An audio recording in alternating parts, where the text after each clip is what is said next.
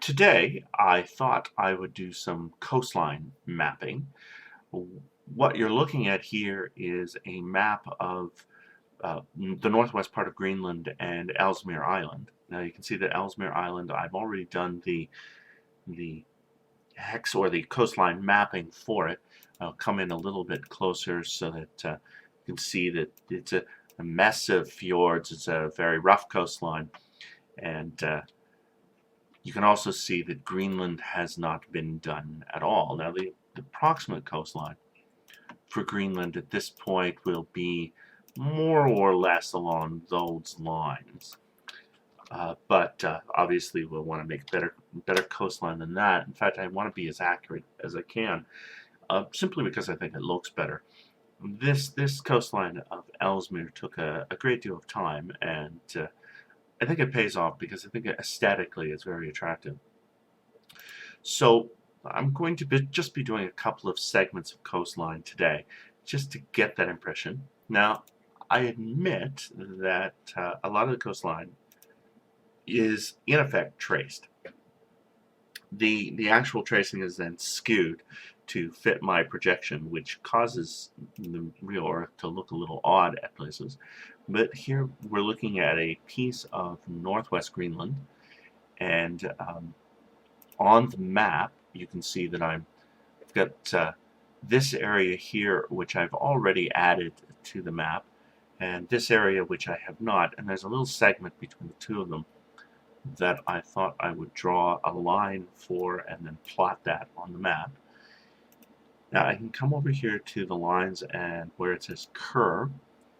The curved line I think looks better in the long run than the scribble line. The scribble line tends to be, well, scribbly, and it's difficult to control the mouse so that you're actually following the coastline. It takes a little bit more of a steady hand than I've really developed. Every time I hit the mouse with the button on this case, you get a nice curved line which looks very attractive for the coastline. And there, I will now hit escape and we will have a curved line. Now here's our line. You can see that there's an end at these points. Now up here, this approximate end we already have plotted. So what we want to do is plot the bottom end down here. So we want to be able to find out what the latitude and longitude of that end is. So we start by drawing a line. Draw it straight down, and the computer will measure the line for us. It will tell us that it's 377. So we'll come over here and we'll put 377 on this little table that I've built. This little latitude longitude table that I've built that does the calculations for me. And we'll come here and we'll check the total length of the line because we really only need an approximation. But we can see that the total length of the line is about 817, about 800. See, if I just change it slightly, it comes out a little bit shorter. So we can call it 800 so that the table over here is about accurate. Then we can come and we can take the end of that line here, and we want to measure the longitude from the 49th parallel, and that gives us a number of 308.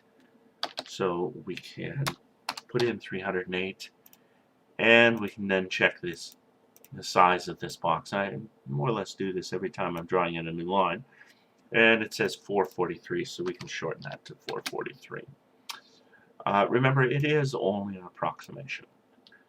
So we can get rid of that line now. So what we want to do is we want to find, we can see that this is 8175. So this bottom line here is 8175. And the side line here is 49. So that's going to give us a latitude and a longitude of 81.787 and 310.30. The reason why it's 310.30 and not 49 something is because it's simply easier with my tables if I'm not working out 180 east and 180 west, or 100 east or 100 west, so that I just have one straight number. This is what this table down here is basically based on. This table shows every hex that exists on the entire hex map system. Okay, so I want to be able to find the hex that we've just grafted, and that's 81.87. So that's definitely going to be in ring 28, between 8176 and 8204. And it's going to be 310.30. So that's definitely going to be this thing, and I've made a little X here to show approximately, or rather the exact hex that it's going to be in. So what we want to do now is we want to find that hex on this map. So we'll come in closer. Now we know that this is, or rather I know that this is this is ring 26. This is the most northern ring of my world. So that's 26, this is 27, this is 28, this is 29, this is 30. We know that this is in ring 28. And so it's going to be on this line of hexes, and I'll come in a little bit bigger. And so that we know that it's on that line of hexes at the bottom of the map. Now, this hex here, 298 to 301.6, that's going to be the hex that is right on the 300th parallel here. So that's going to be that hex. So we're going to want to measure it from this hex over, and that's going to be 5 hexes, and then it's going to be the one we want. So that's 1, 2, 3, 4, 5, and then the one we're looking for is going to be this. Now I have this little tool that I use that helps me plot where the placement is. Now we know that it's going to be this hex. We know that it's 8187, so that's going to be 0.11 above that bottom of the hex, and 310.30. That's going to be 148 from the right side of the hex, and it's going to be 3666 from the left side of the hex. So the number of the hex, the total distance across the hex is about 214. I pre-made this so that it would be the right. As you go up and down in rings, you have to slightly adjust for these numbers here, because the longitudes get longer or shorter as you go south. So I'm going to grab this little ball here, this little circle, and I'm going to bring it down on top of this, and then I'm going to plot that. Now it said that it was 11 up, so it's going to be about halfway between the 7 and the 14 at the bottom, and it's going to be about 66 over, so it's an approximation more or less about there. So then we're going to want to come back here, we're going to want to grab this line and copy it, and we're going to paste it onto this map.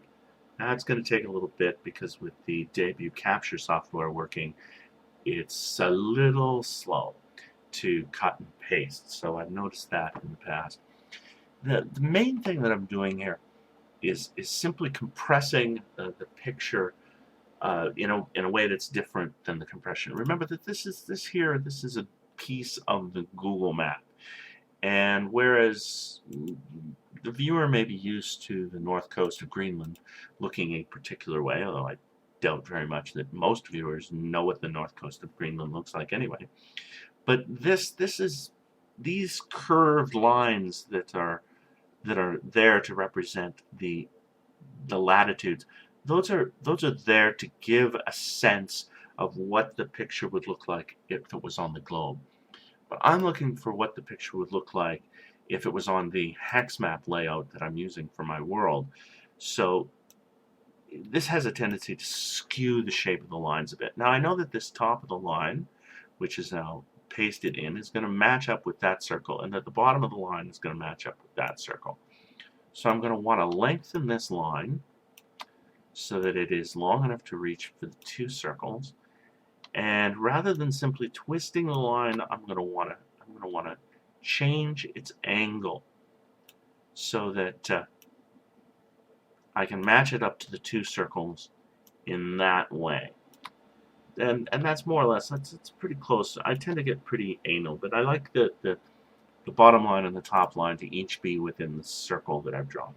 Now I could have, if I go back, I could have simply grabbed this and then twisted it like this, but I found that I don't get as nice a reproduction of the map if I'm twisting it in that particular way. So I really find that it is definitely better to actually change the angle on the line and enlarge it so that the enlargement is I'm looking for the word, so that the enlargement is so that the height and weight, or the height and length, thank you, don't change, so that I get a nice little peninsula that closely approximates the size of the map there, and I'm not getting it exactly the same position that I had it before, but it's pretty close, and I'd probably accept it. So now I'm going to want to do this again. Now I've already drawn. I've thickened this line so that it's one thick, so that it's as wide as the others. Now I've already drawn the next section, so if I come over here and I'm having trouble making the computer recognize the page that I want to go to, my computer is making terrible amounts of noise. It needs to have its interior blasted out, which I do every spring, so I admit that in February it always seems to be a little bit worse. So I want to come here and grab this other line that's down here and these 3 islands that are out here in the bay. So I'm going to come up and grab all of that and paste it across to the Greenland map. And while that's pasting, I will I'll come back. No, it's going to take up everything now and hold on to it. I want to come back to the Greenland map now and plot where this is going to end, because it's going to begin with the plot that we just created. The first part of the line is going to begin with the plot that we just created, so I'm going to want to find where the new plot is. There. Now, I've been careful to end the line so that it's right on a meridian. That makes it always much easier, so that the longitude here is going to be 0. And it's going to be on the 60th parallel between 59 and 61. So that's going to make it exactly 300. And then I'm going to take, just as I did before, I'm going to take a line and draw it in. A line, thank you very much. I'm going to want to take this line. And it says 496, and I don't need to change the 800 here. So that's going to be 8191, and it's still the same line that it was before. It's still 8175 across. So basically this gives us now the place that this line is going to be, and it's still in the 28th ring, and except that it's going to be up here right on that line, or rather specifically it's going to be, just pull that over here.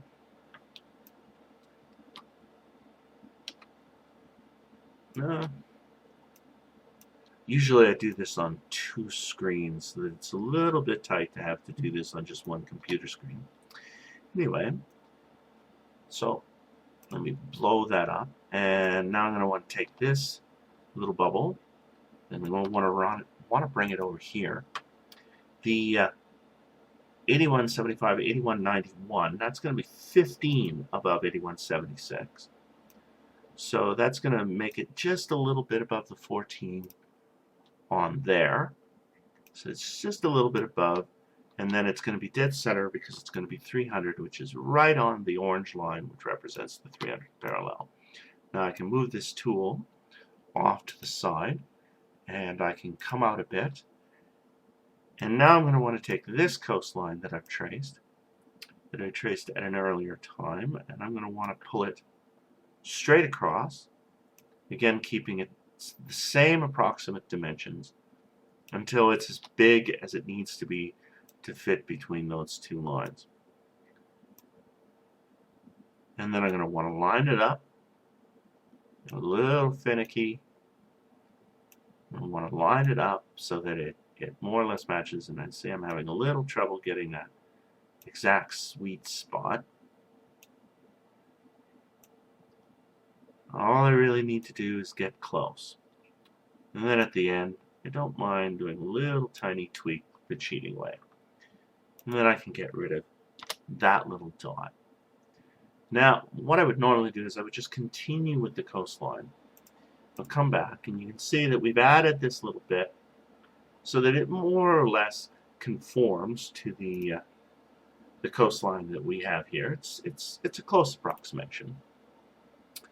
The thing I want to do now is I want to come down here where the two lines came together, and I want to match those two lines up so that it looks like one seamless line.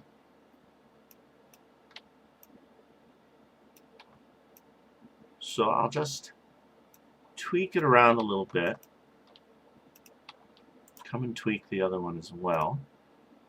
They'll have to be ungrouped first so that I can grab the edit points. Little edit points. Those are edit points that have been made every time I press the mouse when I originally made the line, so that I can get those pretty close. Now with we're in 800, so if I come out, those lines definitely look like they match up. There's no problem at all in there. So now that I've done that, something that I had done earlier with the other map. Now normally I would just continue with the coastline, but what I'm going to do here is I'm going to show how I make the seacoast. Now you see that I've duplicated all the lines, and then I've turned the duplicates black, and then I pulled the black duplicates over top of the original line. I did this on the last video that I put together, and now I'm going to shrink them down so that they're all black lines and they're all neatly on top, and that's so that they'll disappear.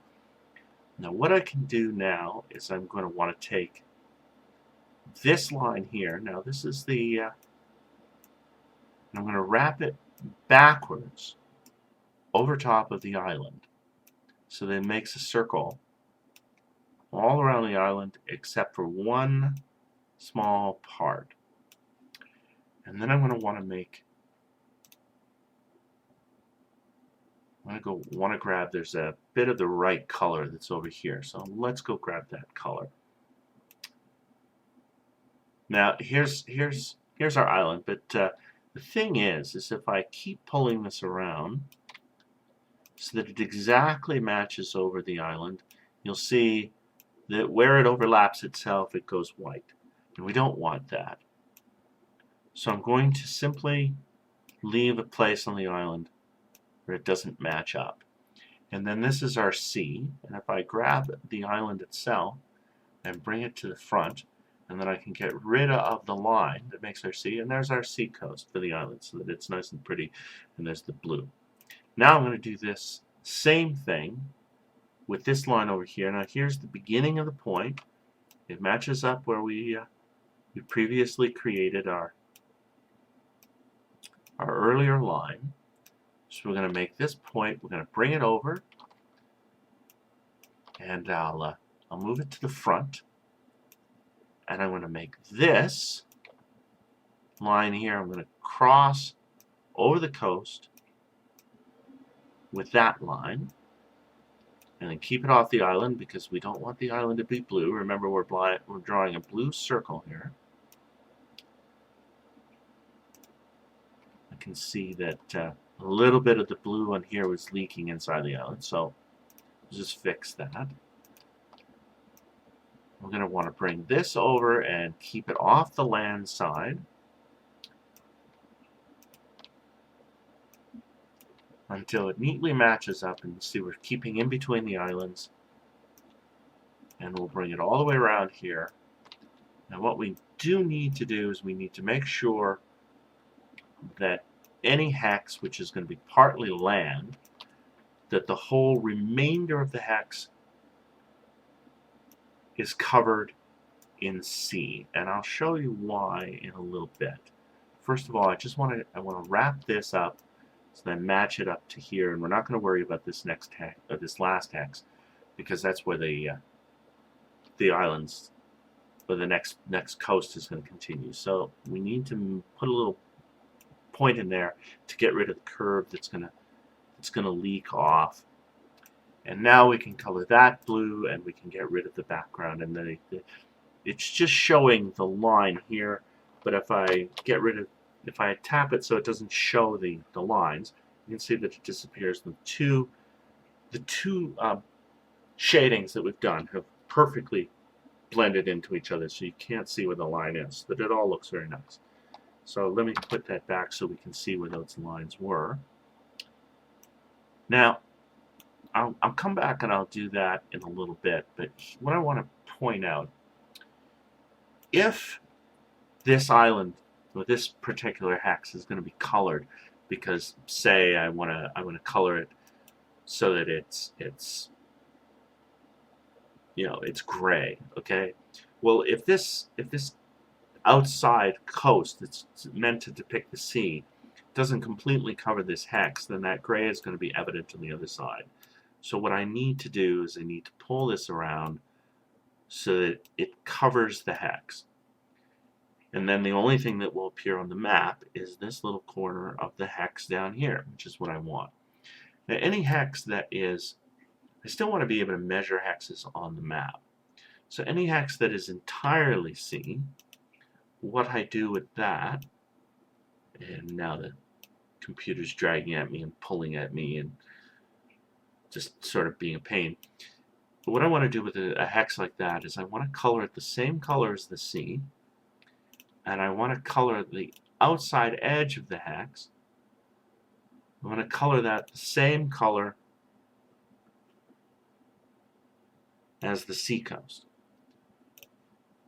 And I'll do the same to this hex here, and then when I pull these two hexes on top, you can still get a sort of sense for where the hexes match up. I'll do the same thing with this one and pull it on top. So you can still count by hexes, but the sea coast looks all nice and rich, and sometimes it can be difficult to get the back line up. But I'll pull them both and bring them to the front, because you do want the sea coast to be above the remaining part of, or you want the sea coast to be above what you've depicted as the sea. And now this square, this is going to be a land square, like this other gray square. So we'll just, oh, I've colored the line. We'll grab that, we'll grab that hex, we'll color it gray, and when I move them both to the back, they just look like edges of the land. So that it's you get a nice feel, and that's how I make those maps for all the other areas that I've previously shown on my main blog.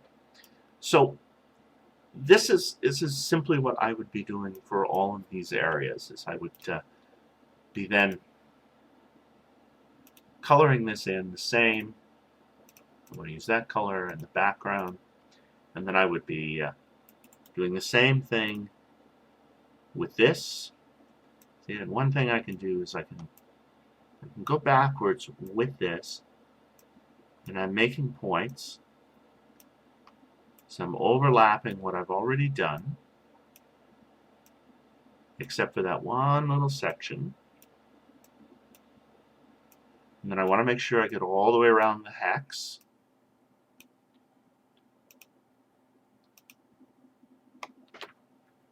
And you remember, I don't know if you saw the last post, but if I don't put in little points, I get these little loops. That's what the curved line does. It intentionally makes loops.